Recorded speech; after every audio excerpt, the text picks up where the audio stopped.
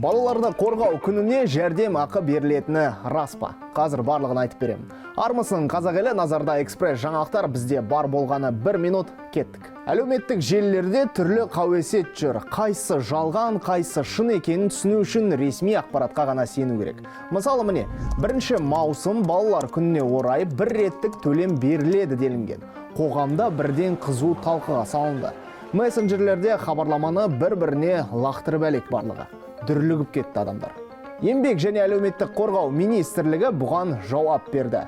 1 маусым халықаралық балаларды қорғау күніне орай 18 жасқа дейінгі балалар бар отбасыларға банк қосымшаларындағы әлеуметтік шотқа бір жолғы жәрдемақы төленетіні туралы ақпарат шындыққа жанаспайды. Қуаныш су сепкендей басылған шығар. Тек шынайы ресми ақпаратқа ғана сенейік. Ал оны